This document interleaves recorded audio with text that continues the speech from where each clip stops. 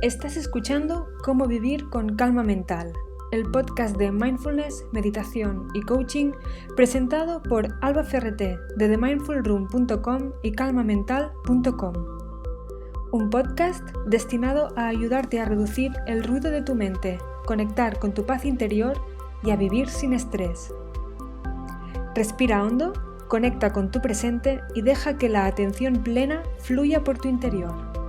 ¿Empezamos?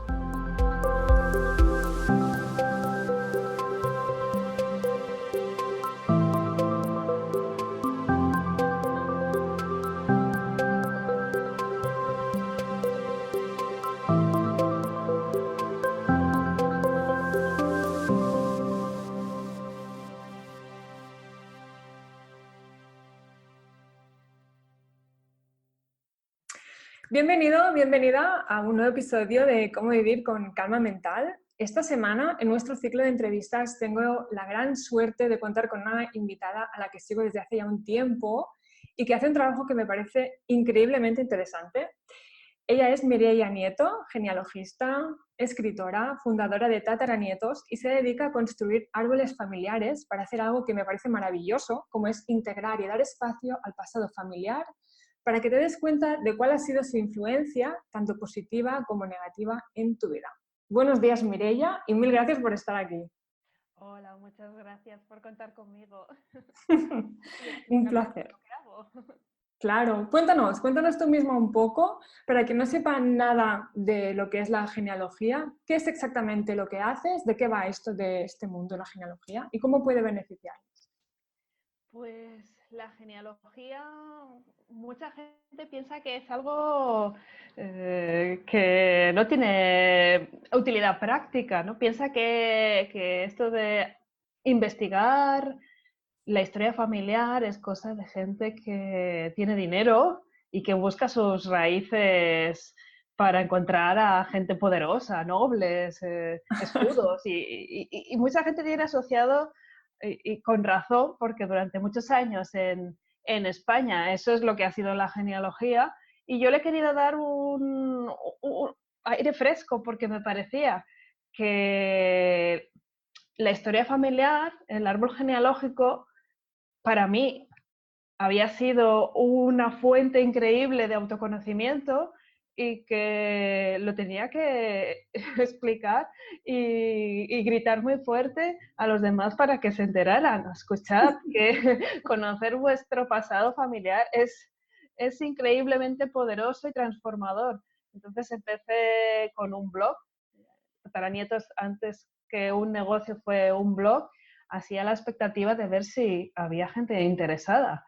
Y sí, enseguida la gente quería saber más de la nueva perspectiva genealógica, porque todo lo que había entonces, cuando empecé hace 6 años, era bastante aburrido y dedicado a un público que, que estaba interesado en saber el origen del apellido y su escudo. Entonces llegué yo y dije, esto es apasionante, y mucha gente se unió en el camino. A mí me suena mucho el tema de claro, la versión como más simplista, ¿no? De las típicas ferias medievales en las que Ay, sí. buscas tu apellido.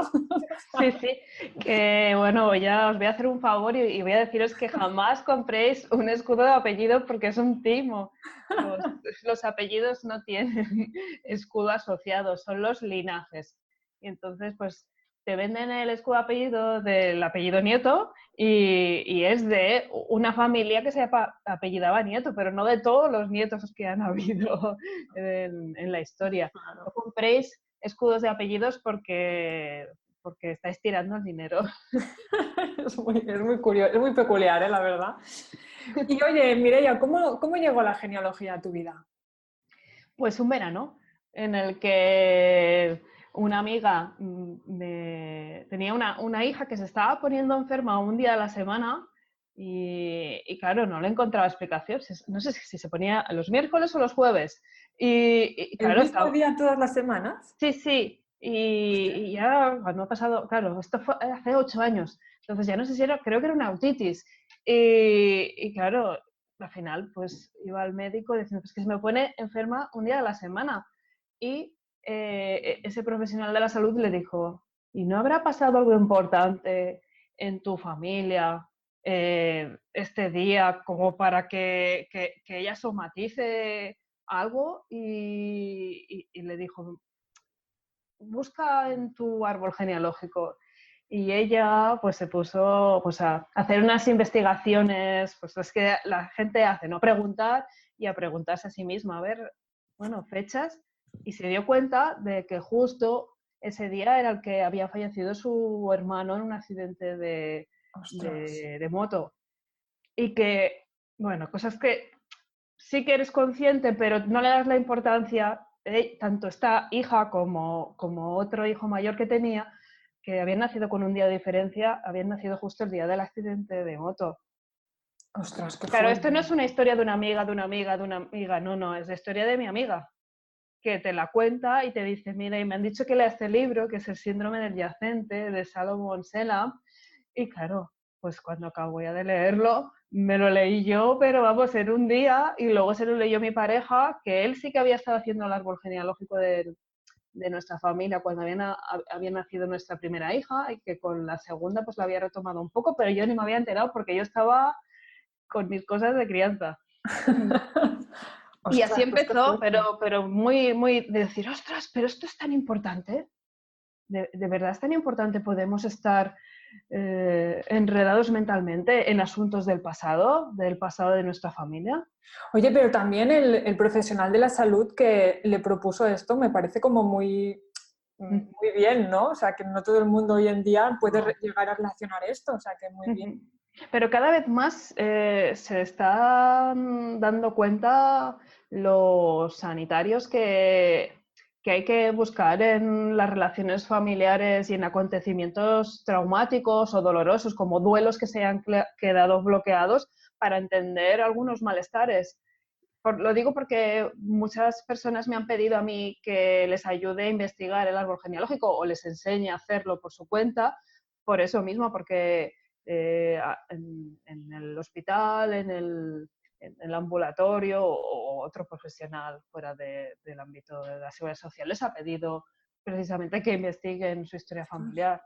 Pero todavía suena muy esotérico, muy extraño esto de mira en tu Sí. pasado porque te puedes estar enfermando porque tu tío se murió de un accidente de moto. Bueno, pero poco a poco, ¿no? Como estamos en esta era en la que parece que todo va despertando poco a poco, pues... Entonces dices que esta historia te impactó un montón y entiendo que a partir de ahí dices, madre mía, esto es casi magia, ¿no? Me meto ahí de lleno. Exacto.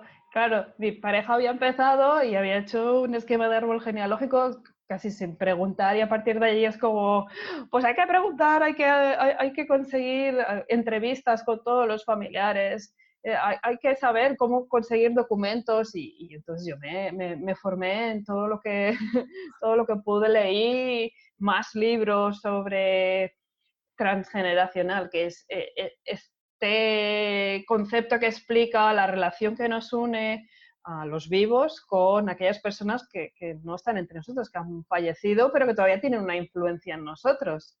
Y que todavía tenemos ideas de los muertos en nuestra cabeza, ¿no? Sobre cómo es la vida, o enfermedades suyas, u otras características físicas y psicológicas, pero claro, no las podemos identificar porque, claro, no están entre nosotros. Claro.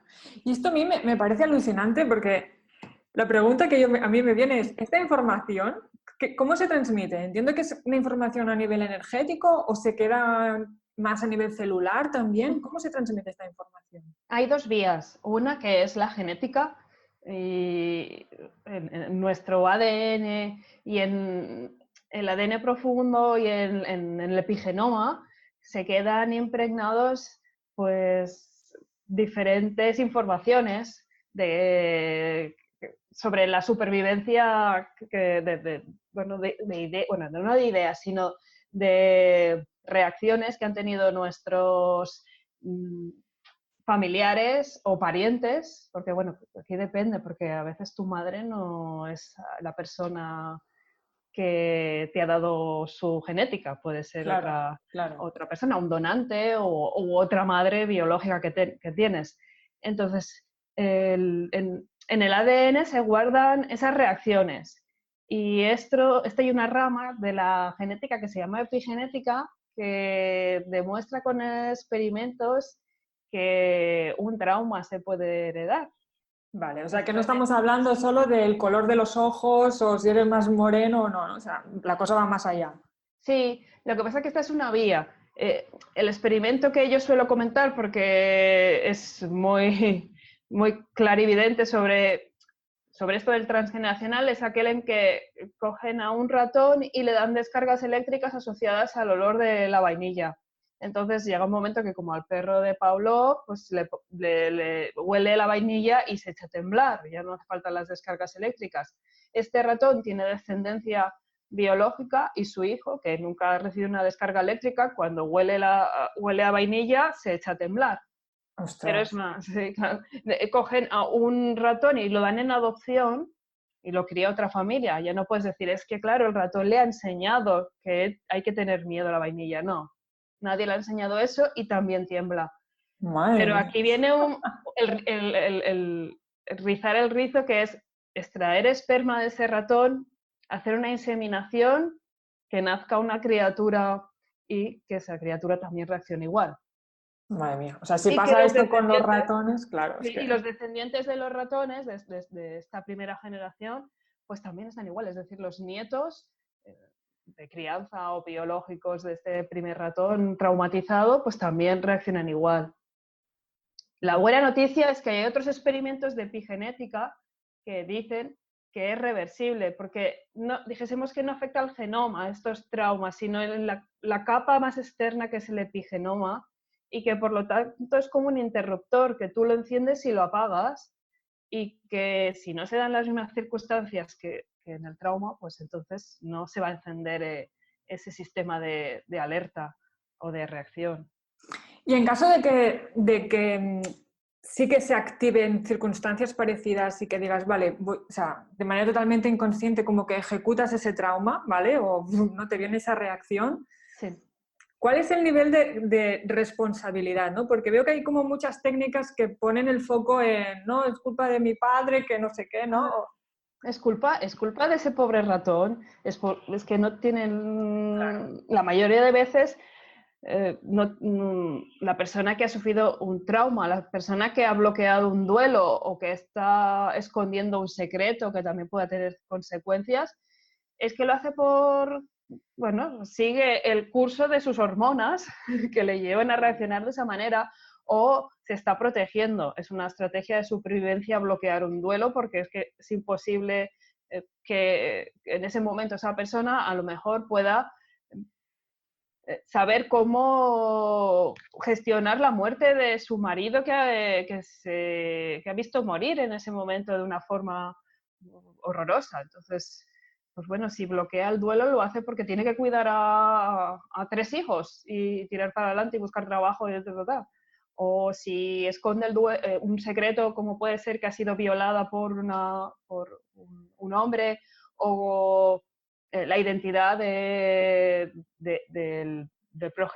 progenitor de su hijo, pues a lo mejor lo hace porque si no las consecuencias serán malas o claro, que Es las que hay que entenderlo. circunstancias, claro, Eso, hay que claro. entender las circunstancias. Y algo bueno, lo que te decía de esta ciencia epigenética, es que te dice, y ya te enviaré el link para que lo veas, que si haces meditación, tú puedes revertir los ¿Ves? síntomas. Los Bendito. síntomas.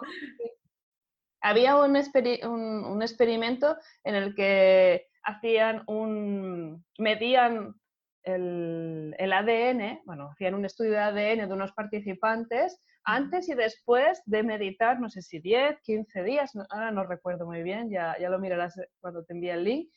Y después de hacer meditación, el ADN mejoraba, es decir, la telomerasa, porque esto ya es un poco técnico, pero la Sí. telomerasa es como cuando se replican las células, pues hay una capa externa que va perdiendo fuerza y se va haciendo más frágil. Entonces la telomerasa se reforzaba. Por lo tanto, pues no, al envejecer, al seguir replicándose las células, pues eran más sanas y tenían menos peligro de cometerse errores y de que las células se volvieran cancerígenas. Es decir, que la meditación es una clave Está genial. para el envejecimiento y para conseguir estrategias que anulen los efectos negativos de la vida, ¿no? Porque esto es casi... Claro, claro, o sea que al final sí que hay aunque tú hayas recibido como información de tu familia, ¿no? De patrones, traumas, lo que sea, siempre tienes la posibilidad, o sea que no estás condenado, ¿no? Por lo que te viniera. Claro, es que ahí es donde quiero llegar. No, es un camino hecho que tú te encuentras y dices, entre camino A, B, Z, D, pues dices, uy, yo creo que me va mejor porque es el camino que han transitado otros, pero que tenemos diferentes estrategias. Primero es el darse cuenta de que te pasa aquello, ¿no? Que me pasan cosas y no sé por qué me pasan. Cuando tú ya sabes la fuente y además le pones nombre, te pones, bueno, pues es que esto es síndrome del yacente, esto es el síndrome del gemelo solitario, esto es un duelo que no hemos superado. Y sabes lo que te pasa, tú ya puedes optar por una estrategia según tu manera de ser. Luego me he quedado la segunda vía, que esto es importante, que es, vale, tenemos la genética como una vía para que nos llegue información del pasado, pero también está la vía cultural. claro. Técnicamente llamamos memética. Ajá. La genética y la memética. El meme es la unidad simple de transmisión cultural. Y entonces, sí, como Esto me hace pensar en los memes que tenemos hoy en día. exacto. Y la cultura está un poco chunga, entonces. Pero es verdad, si yo te quiero decir qué es la vida, te transmito un meme, te transmito una idea. Y cuando nuestros padres nos dicen qué significa la vida, la muerte, la buena educación, no sé, la felicidad, pues nos están transmitiendo memes y nosotros los reproducimos, igual que se reproducen los genes. Entonces tenemos que ser conscientes de qué ideas nos han transmitido nuestros padres y bueno, también la cultura en general para ver si están ajustadas a la realidad o están desfasadas.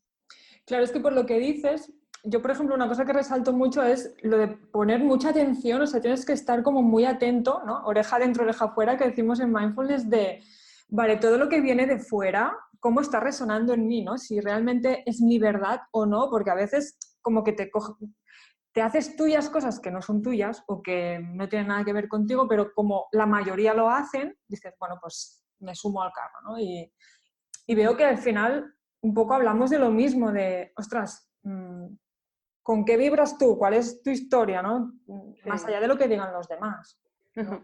Lo que aquí sí que veo que a lo mejor estás vibrando en una frecuencia que te atrae, pero que también te genera malestar, ¿no? Que te sientes muy atraído por un tipo de persona que es justo el mismo perfil de tu padre, de tu abuelo, y que, bueno, puede ser que sea un perfil que te da mucha paz y que congenies muy bien, pero puede ser que te atraiga una persona conflictiva, con la que siempre vas a tener broncas, porque bueno, eso es lo que has vivido, eso es lo que te ha transmitido tu familia, que es la convivencia de pareja y una relación amorosa. Entonces puede ser que vibres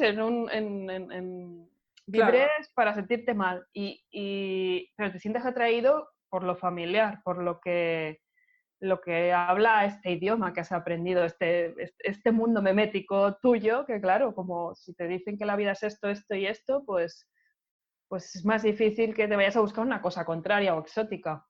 Claro. Entonces, igual aquí hay que reprogramarse, ¿no? Como decir, vale, Exacto. esto, ¿hasta qué punto lo puedo sostener si me estoy haciendo daño a mí misma, si no tengo energía?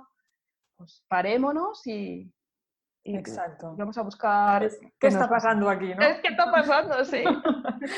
Bueno, y entonces, es por esto que hablas de la genealogía viva, que veo que está como atado al autoconocimiento, desarrollo personal, ¿Qué aspectos contemplas para esta genealogía viva? Sí, pues para mí la genealogía viva es una forma de aunar nuestra parte más racional, aquella que necesita datos, que necesita pruebas, que se pregunta, quiere respuestas contundentes y, bueno, no quiere conjeturas, sino quiere verdades que, bueno, la verdad, pues bueno, es siempre relativa, pero que no se conforma con hipótesis y eso nos lleva a la investigación. Primero a preguntar a nuestros familiares, bueno, primero a preguntarnos a nosotros mismos, quiénes somos, qué personas nos han rodeado y forman parte de nuestra genealogía. Luego preguntar a estos familiares quiénes son ellos y qué personas forman parte de su genealogía.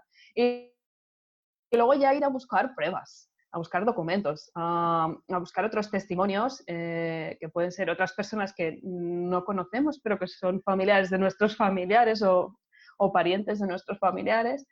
Y luego ya el trabajo en archivo, ir a buscar certificados de nacimiento, matrimonio, defunción. Claro, porque si no sabes o no tienes... Claro. Claro, Hay muchas personas que dicen, es que, claro, ya no tengo a quién preguntar, o tengo a quién preguntar, pero no me quiere responder.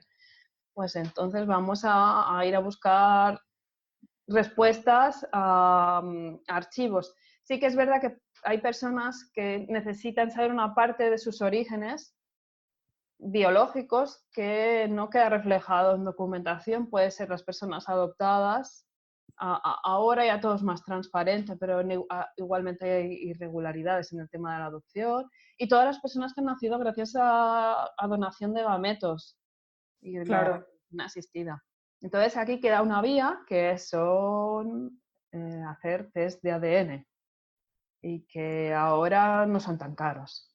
Entonces esta vía, investigación racional, y luego está la vía más emocional, la de, bueno, es que voy acumulando datos, pero internamente esto me hace sentir emociones y me hace bueno, me emociona, me enfada o me pone triste o me alegra o te ayuda a conectar con, con estas personas que están vivas y que igual tienes temas pendientes con ellos y como lo puedes ver desde esa persona desde otra perspectiva, no solo anclada en un momento de tu pasado concreto o del presente en el que tengas un conflicto, sino pues desde la infancia, desde antes de ser concebido, ¿no? Por tu madre o tu padre, y los ves desde otra manera, cómo son ellos respecto a otras personas, y entonces, pues cambia tu relación con las personas más cercanas.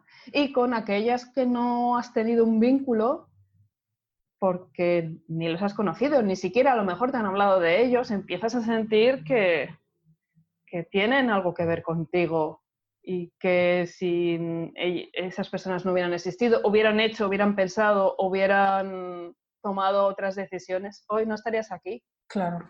Esto es potente pensar esto, ¿eh? Uh-huh.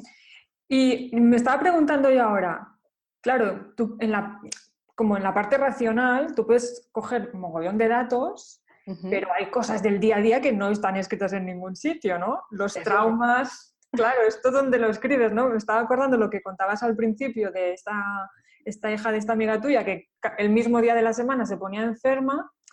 Claro, si no hubiera tenido acceso como a la fuente, digamos, ¿cómo se puede llegar a saber esto? ¿O no siempre es necesario saberlo? No siempre yo soy de las de el saber no ocupa lugar, pero claro, en el caso de mi amiga, ella tenía la información porque era su hermano, sabía el día que se había muerto, pero no podía conectar porque nadie le había dicho haz este mapa mental y fíjate que esta coincidencia es bueno, aparte que habían otras, esta coincidencia es muy potente. Sí. Es mucho más que eso, una simple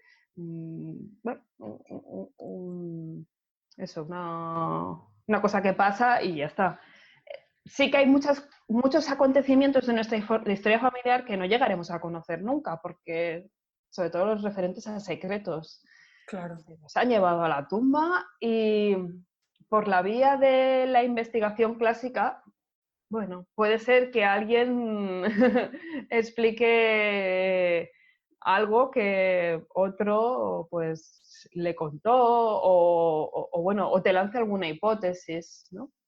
Algo que ronde en el colectivo, bueno, en el inconsciente o en el consciente familiar, pero investigando sobre todo los traumas y los duelos se pueden llegar a conocer con más facilidad, porque muchas veces tiene que ver con temas de muertes prematuras, muertes en acontecimientos bélicos. Nuestra generación ha de estar muy pendiente con todo lo referente a la guerra civil y a la posguerra, a la dictadura, a la represión político-social. Si queremos saber algo de traumas y duelos, es allí donde tenemos que enfocarnos más, porque tenemos más posibilidades de que nuestra familia haya vivido alguno. Y según tu experiencia, ¿cuáles son los traumas más comunes que están como viajando a la generación actual, teniendo en cuenta el pasado español? Guerra civil y dictadura, represión político-social. Muchas familias han perdido a familiares. Bueno, de hecho siguen buscándolos porque suponen que han muerto, pero en realidad son desaparecidos forzosos y están en cunetas, están enterrados de cualquier manera. España es el país que tiene más fosas comunes sin identificar del mundo después de Camboya. Es una realidad muy dura para una democracia tener tantos desaparecidos por toda la geografía española. Y claro, son duelos que no se cierran, porque si no tienes un cadáver, ni la certeza de qué ha pasado con la vida de tu hermano, de tu padre, de tu madre, de una prima, pues el duelo continúa vivo y no solo lo vive la gente que son descendientes directos, sino que inunda y llega a los descendientes. Los nietos tenemos, diría yo, casi una responsabilidad con todos estos desaparecidos y, bueno, y no desaparecidos, muertos en batalla o fusilados y que se sabe exactamente dónde están, porque nuestras familias no han podido hacer nada, porque claro, pedir ¿dónde está mi hijo o dónde está mi hermano? Significaba ir a la cárcel o, bueno, también que tú acabaras en las mismas circunstancias. Entonces, las familias españolas lo que yo veo es silencio, es decir, mucha gente ha tenido que vivir sus traumas y sus duelos en soledad, no ha podido hablar de sus sentimientos, del miedo, de la ira, de la tristeza y bueno, se han quedado estancados en esos sentimientos y entonces te puedes encontrar un abuelo muy triste y luego viene pues una familia muy triste detrás porque ese abuelo perdió un hermano. Claro. O Y muy mucha enfadada culpabilidad, entiendo que también. también, ¿no? Mucha Sí, culpa. sí. Culpabilidad, ira, eso, gente muy enfadada con la vida por la injusticia de los acontecimientos que les haya tocado vivir. Y toda una serie de, por ejemplo, también gente que ha pasado mucha hambre. mm, Claro. y eso tiene también que ver con los trastornos alimentarios de las generaciones posteriores. Porque, claro, si has pasado hambre, luego acumulas comida. Esto es muy de nuestras abuelas que acumulaban comida por sí, Sí que es ¿no? verdad. O que Lo te que yo... ceban, ¿no? Que vas a Sí, casa de sí, la luego abuela. sí. Exacto, a los niños come y come Exacto. más, ¿no? Y sobre alimentación y todo esto, pues que hay que buscar a veces la causa allí. A lo mejor no está, pero tiene números de que esté. Claro.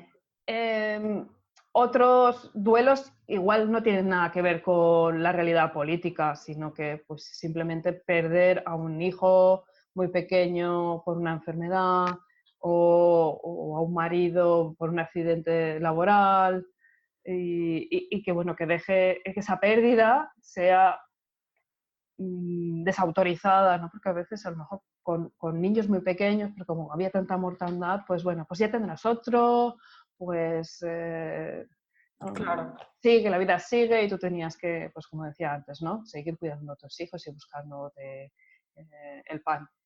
Eh, hay que prestar atención a las muertes, sobre todo a las muertes. Y luego, claro, hay temas ya muy íntimos, los que tienen que ver con sexualidad, que esto es, ¿sabes? Si en 2019 ya es difícil contar, ¿no? Contar una agresión sexual, una violación, Claro. pues imagínate, hace unas décadas. Claro, La entonces veo violencia que, intrafamiliar también es difícil que tú la puedas encontrar en un documento también. claro, claro. Entonces veo que remueves un montón de cosas, o sea, que es lo que decíamos, ¿no? Que no es solo los datos, sino que se remueven muchas cosas.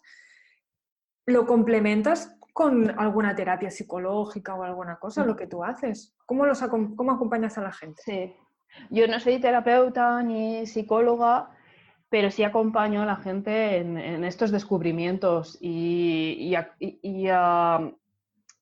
a construir ese mapa de árbol genealógico, normalmente en forma de genograma, que es con símbolos, para que pueda ver de forma más clara las causas y las consecuencias en su vida personal, familiar o profesional, o en la de otros miembros de su familia, y pueda entenderlos mejor.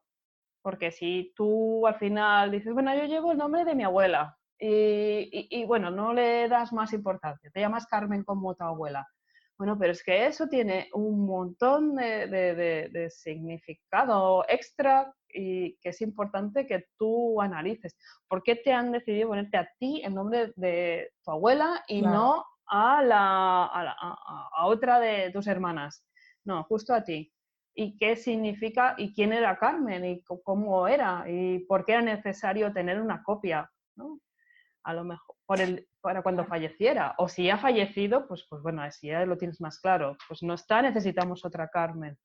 Y antes esto era como muy común, ¿no? Porque en cada generación se iban repitiendo mucho los nombres. Ahora yo creo que ha parado un poco el tema, pero Ha parado, ahí estamos. pero sí, que depende de la zona geográfica. Me lo encuentro más o menos. Sí que hay en determinados, no sé, a lo mejor ciudades más grandes, donde la gente se siente más liberada y igual también un poco más, no sé, egocéntrica, por decirlo de alguna forma, opta por nombres más exóticos, tiene claro que no quiere ponerle el nombre de su padre ni de su abuelo, ni porque va a haber esa conexión simbólica y entonces tiene otros nombres, pero sí que todavía se siguen poniendo los nombres de padres, abuelos. Y también hay gente que se propone no hacerlo, pero acaba llamándole a su hija, a lo mejor no le llama Carmen, pero le llama Carla. Vale, claro. Con lo cual es como cuando a mí oigo el nombre de Miriam, yo es que me giro cada vez que dicen Miriam, si se parece demasiado a Mireia, entonces Mireia, Miriam, bueno, pues Carla, Claro. Carmen. Qué bueno y, esto. sí, porque recuerdo la anécdota de una pareja que conocía mucho sobre psicogenealogía y metagenealogía y habían estudiado concienzudamente para encontrar un nombre para su hija que no se pareciera a ninguno de su familia.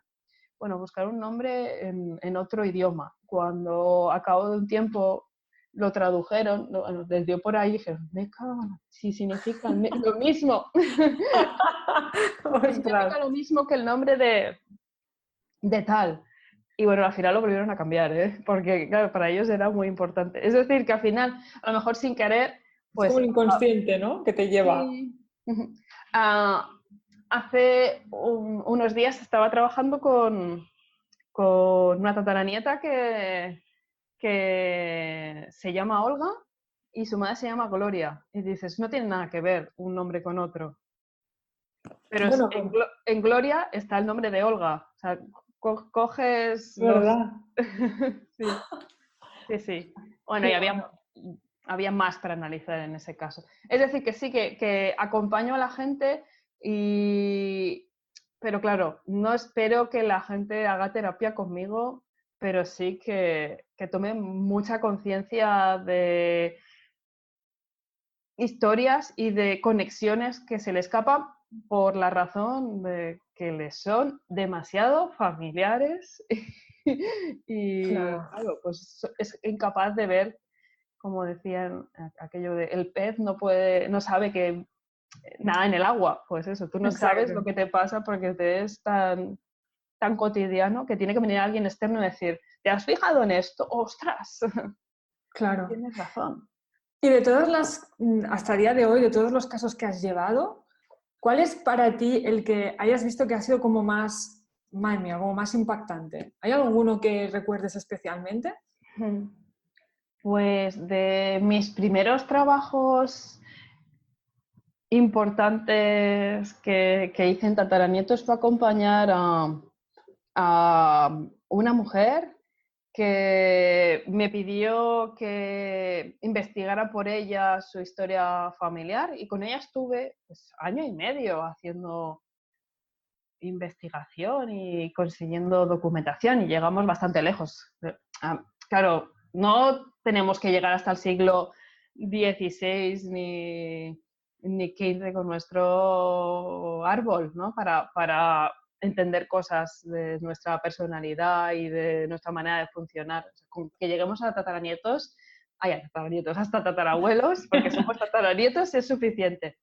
Pues con ella estuve año y medio y también hicimos sesiones porque ella venía bastante cargada, tenía una enfermedad autoinmune y haciendo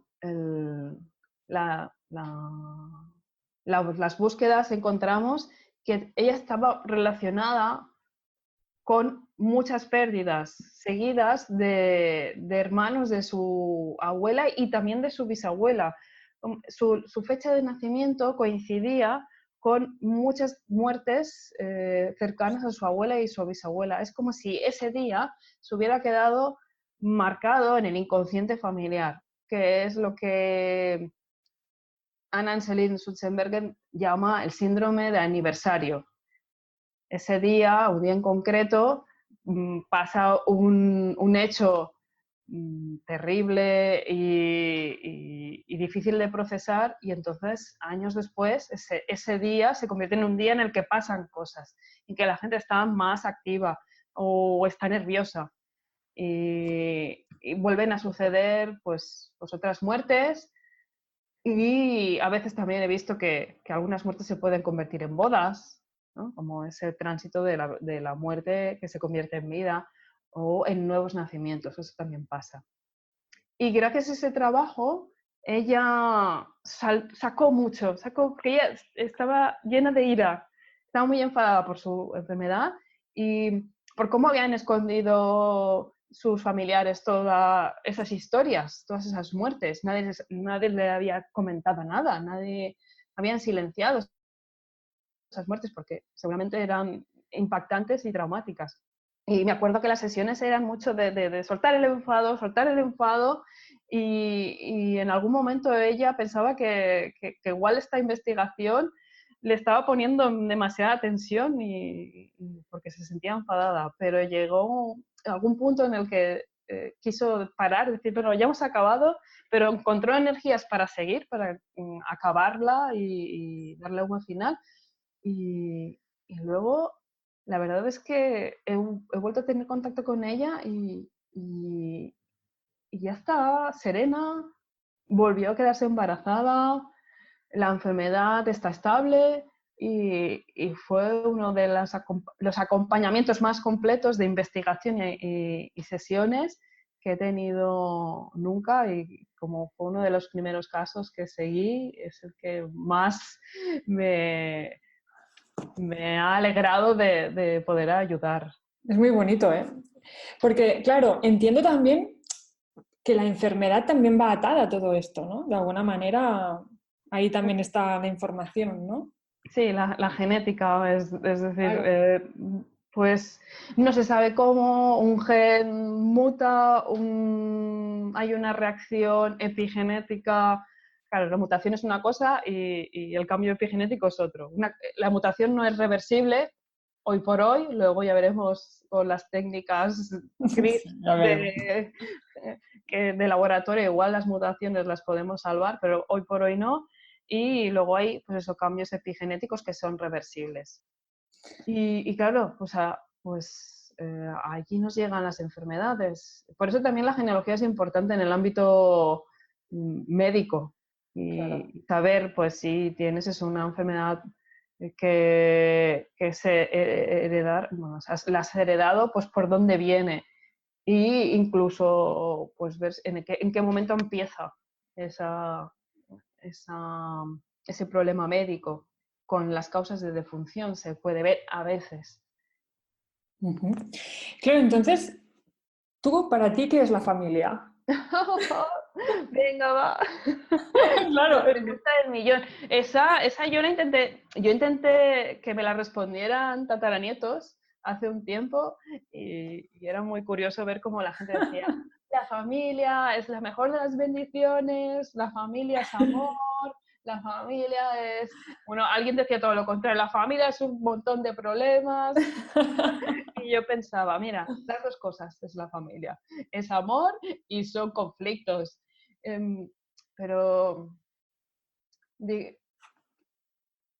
para encontrar una definición más propia, más mía, diría que es un grupo de personas que conviven o no, que se quieren o no, que mantienen relaciones más o menos intensas o más relajadas o más, ¿cómo diría?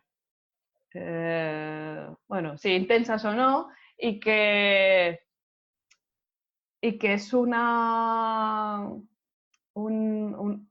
red que nos hace ser, en buena parte, lo que nosotros somos, expresamos, sentimos y pensamos, y que es importante que la podamos conocer lo más profundamente que esté en nuestras manos. O sea, que es una fuente de autoconocimiento, ¿no? Al final, la familia es fuente Bueno, de la familia es información. una necesidad, es una necesidad. Eso es lo primero, que somos seres biopsicosociales y que sobrevivimos porque estamos acompañados de otras personas. Y luego que si además tenemos un espacio, porque hay personas pues, que llevan una vida en la que no se puede permitir hacer una reflexión con lo necesario que es, pero están tan enredados en sus quehaceres y en su cotidianidad que no pueden parar, pues cuando nos permitimos hacer eso, parar, darnos cuenta de quién nos acompaña, es importante para saber quiénes somos, Claro. qué, qué estamos haciendo y qué pensamos, porque la mayoría de información que tenemos en nuestra cabeza proviene de ellos. ¿No? La mayoría de nuestras creencias Claro. son pensamientos y propuestas de nuestros padres, abuelos, bisabuelos, quizás de un tatarabuelo que tuvo la genial idea de que a él le iría muy bien montar un negocio de una zapatería y resulta que nosotros estamos vendiendo zapatos porque pues a él sí que le pareció una idea y le hacía feliz, o al menos sacaba dinero para mantener a su familia, pero después estamos abuelos, padres y nietos vendiendo todavía zapatos, pues no nos hace ninguna ilusión. Claro. Me Y quien dice gusta zapatos dice otra cosa. claro, me gusta la palabra propuesta. O sea, es una propuesta, puede haber miles, ¿no? Lo que decíamos. Exacto, sí, hombre, decir que la genealogía viva, vamos, te va a cambiar la vida, es lo máximo y que es la única vía, pues sería bastante loco por mi parte. Yo creo que podemos llegar al autoconocimiento a lo mejor por otras vías, como puede ser la energética, la espiritual, que yo aquí sé muy poco. Ahora, seguro que me preguntas porque yo me considero muy poco espiritual. ¿De verdad? Pues Sí, ¿no lo parece? no, la La verdad gente es se que lleva un chasco. ¿Cómo no eres espiritual? Digo, no sé, yo creo que no. Y mi carta astral dice lo contrario, que soy muy, muy, muy espiritual. Y yo no lo veo, chica, no lo bueno, veo. también depende de cómo entendamos la espiritualidad, ¿no? Porque, claro, si vemos a los espirituales como los que están ahí colgados en la montaña, No, no. pues yo tampoco soy espiritual, entonces, ¿sabes qué quiero decir? Es un poco como cada uno lo vibre. Pero sí me parece interesante que, claro, para ti, uno de los protagonistas, grandes protagonistas de tu trabajo, es el pasado. Para mí, uno de los grandes protagonistas de mi trabajo Sí, es el presente. sí, parece que ¿qué hacemos hablando tú y yo? Sí, es súper curioso. Bueno, es que el pasado y el presente siempre están dialogando. Exacto, exacto. Entonces, te quería preguntar, claro, para mí es importante el presente, pero lo que decimos, ¿no? Integrar el pasado, por favor, no nos pongamos ahí a rechazar cosas porque Ujú. de lo que se trata es de abrazar todo esto, ¿no? ¿Qué, ¿Tú qué les dices a las personas, que es un discurso que he oído mucho, que no quieren mirar hacia el pasado precisamente Ujú. para abrirse a comprender? ¿Qué Sí. les dices? Sí, precisamente a lo que hago le he llamado genealogía viva, es porque tengo al presente muy, muy en cuenta. Es decir, mi mirada al pasado no es para estancarse allí, para quedarse en la nostalgia, para estar acompañado, ¿no? Como si lo tuvieras de amigo, ¿no? Instalado en el pasado y mirándolo a él continuamente, sino porque creo que hay esa conexión pasado, presente, futuro siempre, en cualquier momento, y que, claro, el futuro sí que no sabes lo que va a pasar, lo puedes decretar y puedes imaginar y puedes proyectar, pero el pasado eso es consultable, eso es una enciclopedia de usos, costumbres, vidas, propuestas, Sí, realidad. Entonces tú siempre puedes estar diciendo, ¿cómo quiero que sea mi empresa, ¿no? En 2020? Pues cómo me ha ido en 2018, cómo me ha ido en 2017, qué me ha ido bien, qué me ha ido mal, claro. sí, pues eso, como hacen las empresas que para enfocarse en el futuro es revisar que ha ido bien, que ha ido mal y que hay que mejorar y que hay que ajustar, es revisar el pasado, pues eso hay que hacer con nuestra biografía y como sabemos que nuestra biografía no comienza en el momento exacto en que nacemos ni en la concepción y va un poquito más allá, pues eso hay que mirar al pasado, pero con la intención de tener una buena vida. Si Un no, no buen sirve presente, ¿no? de nada. Claro. Si yo estoy 5, 6, 7 horas investigando para mis clientes o ayudándoles a investigar y luego no soy capaz de cerrar el ordenador y estar con mis hijas y mi pareja y irme a hacer una gincana fotográfica como hice ayer. Ah, mira. Entonces esto no tiene ningún sentido. Claro, claro. O sea, es recoger del pasado, pero para que te sirva en el presente, porque si no estás ahí viviendo, ¿no?, en otro lugar. Ujú. Entonces, Mireia, teniendo en cuenta todo lo que hemos hablado y todo lo vivido y demás, ¿para ti qué significa tener calma mental? ¿A qué lo vinculas? Esta es una pregunta más compleja que lo de la familia. Mira, para mí la calma mental me llega cuando he conseguido resolver preguntas y asuntos que son urgentes. O al menos, si no los he resuelto, tengo propuestas para que dentro de un día, dentro de unas horas, pueda llegar a abordarlos. Es decir, la calma me llega cuando he conseguido no controlar, pero sí tener vías de resolver los problemas conflictos, problemas o situaciones que me acompañan en la cotidianidad. Creo que no sé si tiene sentido lo que estoy diciendo. Lo que yo he interpretado, ¿vale? Sí, por favor, ayúdame. De lo que me has dicho. Entiendo que es como cuando empieza a deshacerse un nudo y como que hay un asunto que requiere tu atención y entonces eso empieza como a cobrar sentido y empieza a haber una dirección en la que encaminarse. Entiendo que va por ahí. Mira qué bien lo explicas, sí, porque cuando yo estoy enredada en algo que tengo que resolver y no le veo una luz en el final del túnel, yo no tengo calma. Yo puedo seguir horas allí buscando la solución a ese asunto. Entonces, cuando yo consigo tener no una propuesta, sino a lo mejor 3 o 4, la propuesta A, la B, la C y la D, y aunque no la pueda realizar ahora, sé que dentro de X días voy a poder tener diferentes vías de solucionarlo. Yo me puedo ir a hacer la gincana fotográfica o me puedo ir a dormir con tranquilidad. Muy bien. Muy bien. O sea que para ti la calma mental está asociada a la resolución, ¿no? Ah, sí.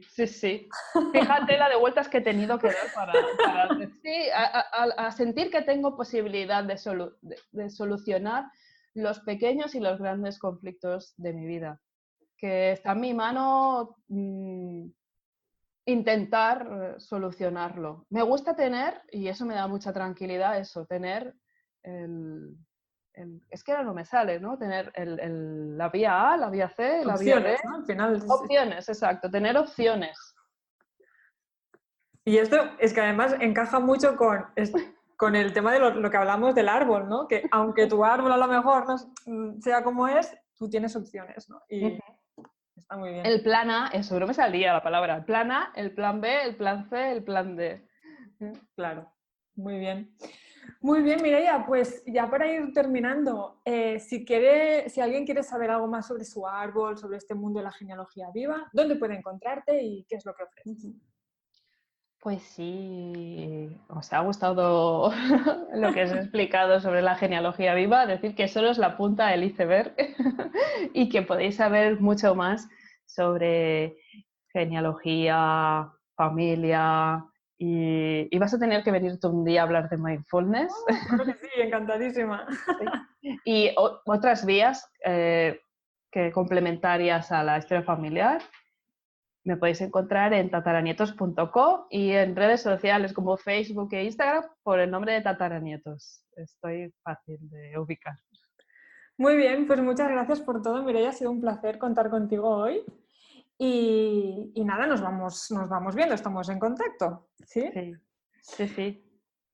Y bueno, a ti que estás escuchando este podcast, agradecerte que hayas llegado hasta aquí, que espero que hayas disfrutado muchísimo de esta entrevista con Mireia. Comentarte, como siempre, que si quieres seguir indagando, viendo las distintas entrevistas que han ido saliendo ya a lo largo de estos meses, si quieres más podcasts de más, te recomiendo mucho que explores por aquí, por donde estés, esta plataforma, o que te vengas a themindfulroom.com o calmamental.com, donde vas a encontrar algunos regalitos, recursos, como meditaciones guiadas, como la guía para la vida cotidiana, la guía Mindfulness para la vida cotidiana, que pueden ir ayudándote a generar este espacio de conciencia interior. Comentarte también que en un mes, en diciembre, 13, 14 y 15 de diciembre, voy a hacer un retiro de Mindfulness meditación en el que se va a trabajar pues muchas de las cosas que precisamente hemos ido hablando aquí en esta entrevista, que hablan sobre las luces, las sombras, sobre cómo entrar en meditación, cómo conectar con el cuerpo, la respiración y demás, para poco a poco desde esta conciencia despierta poder ir desactivando estos patrones que están condicionando nuestra vida. Tienes toda la información en el enlace que voy a dejar en la descripción del podcast, así como pues toda la información sobre Mireia para que puedas ponerte en contacto con ella si así lo deseas. Te mando un abrazo enorme y nos vemos la semana que viene.